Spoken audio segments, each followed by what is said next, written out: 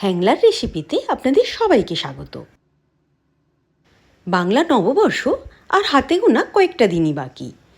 সেদিন সকালে জলখাবারে যদি এরকম ফুলকো ফুলকো লুচির সাথে হয় ভাঙা আলুর তরকারি, কেমন হয় বলুন তো? দারুণ না? চলুন দেখে নেওয়া যাক রেসিপিটা।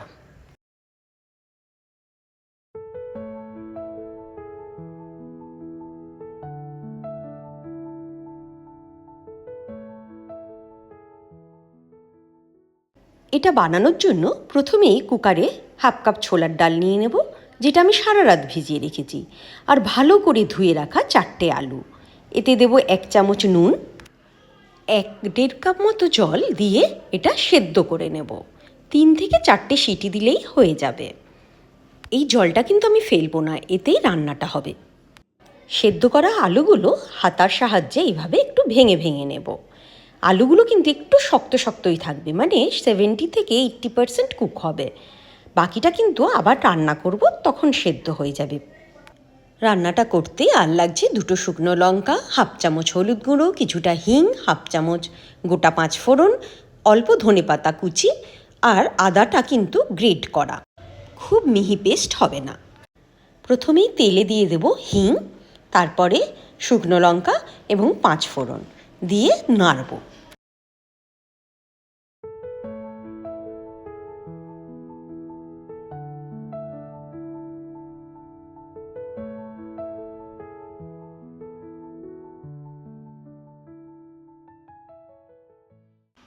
হিং ও 5 ফোড়নের সুন্দর গন্ধ বেরোলে এর মধ্যে দিয়ে দেব হলুদ গুঁড়োটা, দিয়ে নাড়ব যতক্ষণ না হলুদের কাঁচা গন্ধটা যাচ্ছে।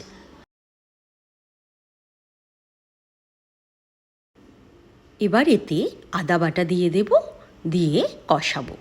আদাটা কিন্তু বেশি কষাতে হবে না, আদার হালকা গন্ধ থাকলেই এটাতে ভালো লাগে।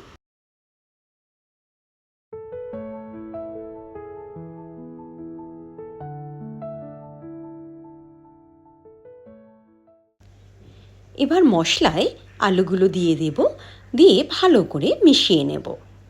এখানে কিন্তু আলুর কিছুটা খোসা আমি ফেলে দিয়েছি, আর বাকিগুলো রেখে দিয়েছি।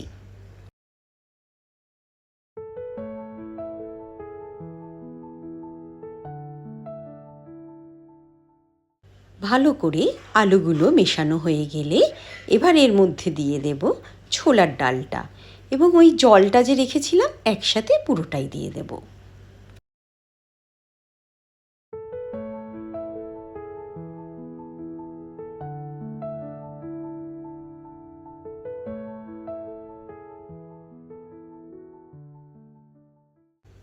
ঢাকা দিয়ে ফুটতে দেব যতক্ষণ না আলু এবং ডালগুলো সেদ্ধ হয়ে যাচ্ছে পুরোটা। তারপর ধনেপাতা ছড়িয়ে ভালো করে মিশিয়ে নিলেই তৈরি দোকানের মতো ভাঙা আলুর দম। আমি কিন্তু ঝাল বেশি ভালোবাসি বলে কয়েকটা কাঁচা লঙ্কাও অ্যাড করেছি, আপনি এটা স্কিপও করতে পারেন। ব্যাস, অতি সহজেই তৈরি ভাঙা আলুর দম। এবার এটা আপনি লুচি, রুটি, পরোটা যে কিছুর সাথে খেতে পারেন।